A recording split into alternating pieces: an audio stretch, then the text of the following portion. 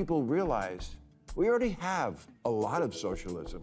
Social Security, Medicare, Medicaid, unemployment insurance, food stamps, veterans benefits, Pell Grants, COVID-era payments, farm subsidies, disability payments, Fannie Mae, Freddie Mac, corporate bailouts, and the jobs program that is building weapons the Pentagon doesn't even want. All that is socialism, much of it appropriate to soften the edges of capitalism, but the DSA are radicals about this concept, and radical economic policy is always ineluctably married to radical social policy. Their platform, for example, calls for completely open borders. Therefore, what Biden was doing. If you stop most people on the street and ask whether America is a capitalist nation, they'll immediately answer, obviously. We run our own companies, we pick our jobs, we buy whatever we want. Seems simple enough, right? But here's the twist almost nobody ever brings up. The US already operates with a massive dose of socialism. Seriously, Social Security, socialist. Medicare and Medicaid, socialist. Unemployment checks, SNAP cards, Pell Grants, veterans benefits, farm payouts, disability support, and even corporate bailouts for companies that magically have cash for executive perks but never for emergencies. All of that is social spending built straight into what we call a capitalist system. And funny enough, most people don't mind because these programs cushion the rough edges of capitalism and stop society from turning into some economic survival game. But here's where it starts getting interesting and actually kind of funny. While everyday Americans like having safety nets, the Democratic Socialists of America, the DSA crowd, want to turn that gentle drizzle of socialism into a full-blown Category 5 storm. Before we break that down, do me a quick favor. If you're vibing with this breakdown so far, hit that like button and subscribe so you never miss the next upload. All right, let's step into the storm. AOC, Mandani are not Democrats. They'll be the first to tell you that. They're democratic socialists, and that's a very different thing, and I don't think people know that. The DSA sells its agenda the same way someone edits a dating profile. Soft glow, big promises, and a fantasy world where everything is fair and nobody ever struggles. Sounds dreamy at first glance, but then the first date shows up. Reality sits across the table, and suddenly, the charm fades quick. Bill Maher, who has become the country's unofficial detector of nonsense, has been calling out this gap in the bluntest way possible. And this time, his sights were locked on Bernie Sanders. Yes, the man famous for yelling at billionaires. Now look, Bernie's entire persona revolves around pushing single-payer healthcare, government-run everything, and turning America into a Scandinavian-style setup for a nation big enough to need multiple area codes just to handle its current area codes. But Maher reminds everyone about the small-scale experiment in Vermont, Bernie's own turf. Peace-loving, Ben & Jerry's eating Vermont tried launching a single-payer system for a population smaller than a mid-level music festival crowd. The result? It collapsed faster than the poor guy who dropped on the floor in the Oval Office last week. Socialism is like a dating profile. Things look great until you meet up in the real world. For example, Bernie Sanders, his big thing was always bringing single-payer health care to our country of 340 million. But when liberal, tie-dyed Vermont tried to do it for a population of 626,000, it collapsed like that poor fuck in the Oval Office last week.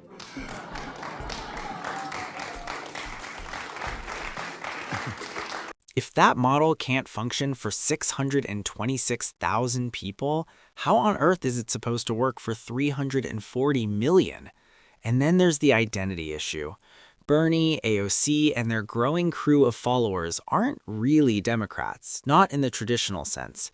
They proudly brand themselves as democratic socialists, which sounds close to social democrat, but is actually a completely different creature. This is where Maher slices through the confusion like a hot blade through dairy-free butter. Social Democrats back capitalism, but demand strong safety nets. Democratic socialists want government ownership or heavy state control over major industries.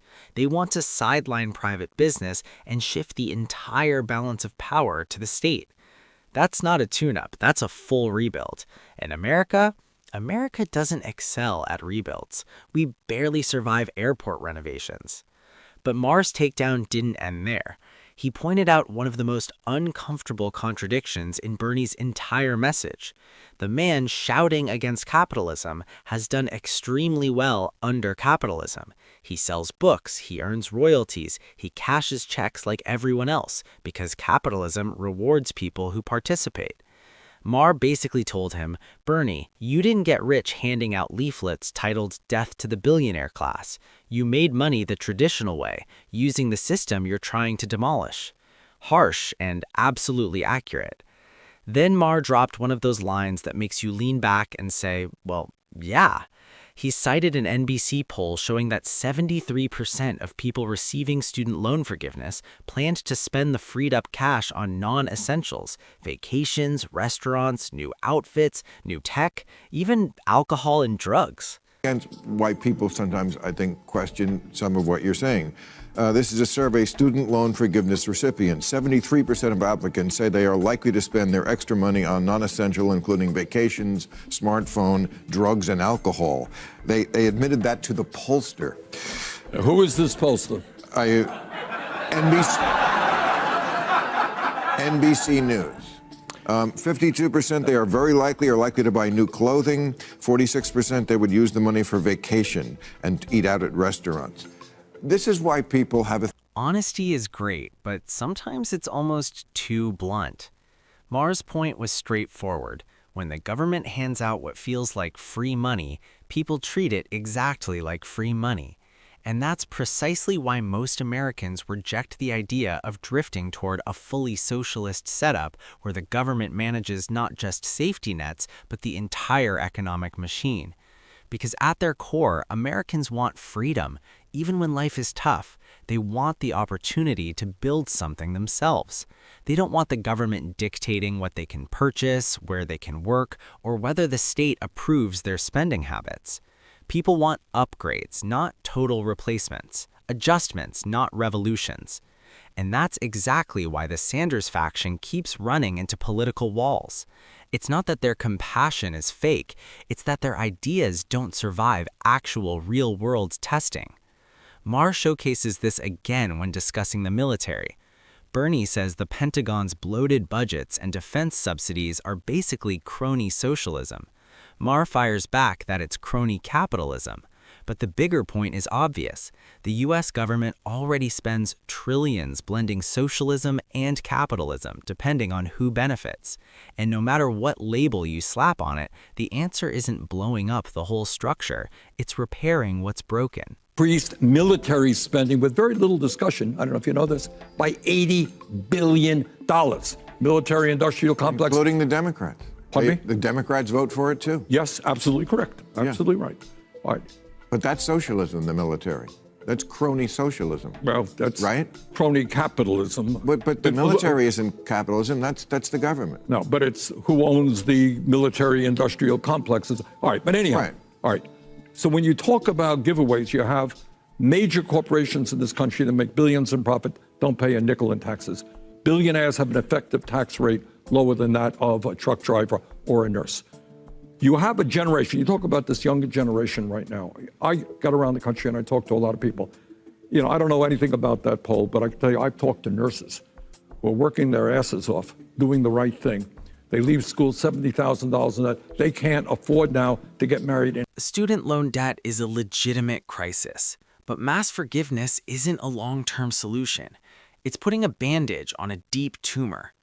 What's needed is capped tuition, repayment systems tied to realistic income levels, and employer incentives to help employees pay down loans. Actual solutions that fix the root, not money tossed into the air like confetti at a Bernie rally. Maher keeps returning to a theme that scares Democratic leadership senseless. The far left wing is dragging them into political quicksand. He argues America already has enough socialism for its needs, but the new DSA generation doesn't want balance. They want a dramatic U-turn toward full-scale socialism, open borders, government-run industries, ideological loyalty tests, and a country powered by feelings and committees rather than competence and common sense. Maher asks the question every Democrat should be screaming inside. Do you genuinely believe you can win elections with this?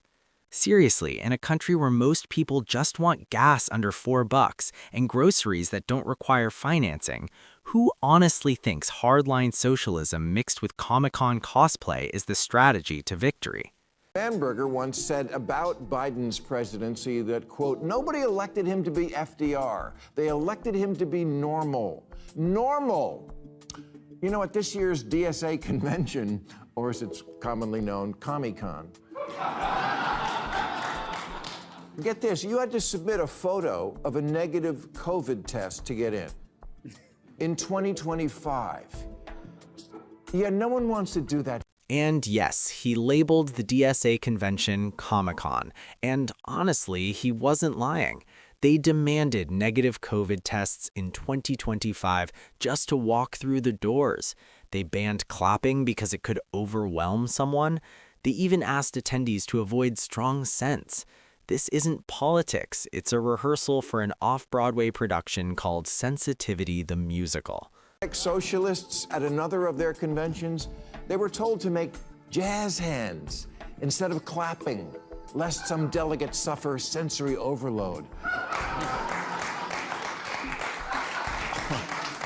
And also, and I'm not joking, they were told not to be wearing, any aggressive scents. Please don't go into that space with anything that's like an aggressive scent, for instance, right? Because that's going to be difficult for people. Oh, this.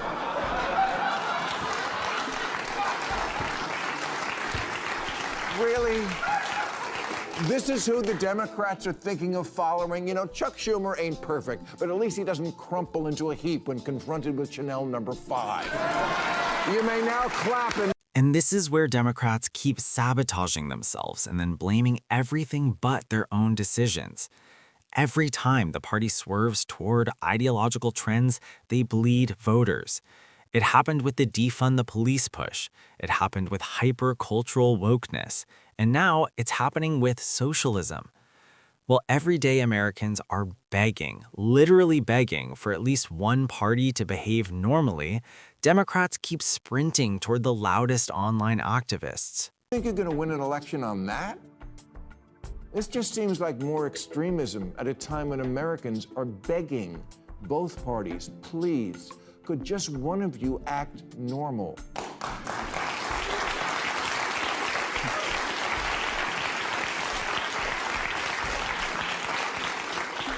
It's either defund the police or military in the streets.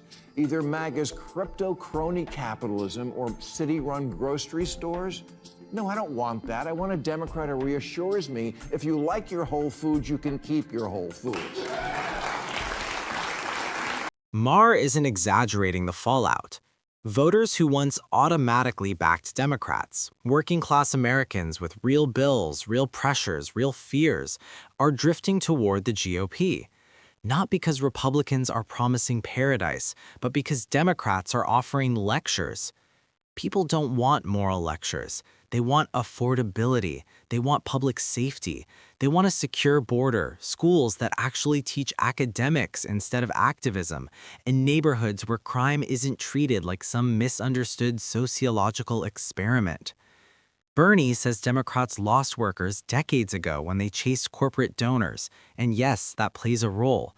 But Maher, and frankly many Americans, see a deeper problem. FDR was president, when Truman was president, even when JFK was president. You go out on the street and you say to people, which party represents the working class of America? Most people, I think, agree, would have said the Democratic Party. Correct. All right.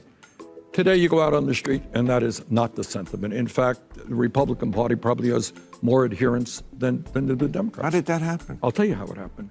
It happened because 30 years ago, the Democrats said, hey, Republicans are getting all this corporate money. We want it too. Let's go out and get it. And let's forget about the people who are working 50 or 60 hours a week. So you're sitting out there somewhere in the Midwest. You can't afford health care. Maybe your job went to China and you're earning half of what you used to make. Your kid can't afford. Democrats swapped the working class for the woke class. Instead of fighting for higher pay and affordable lives, they're fighting over pronouns and obscure ideological positions that apply to a tiny sliver of the population.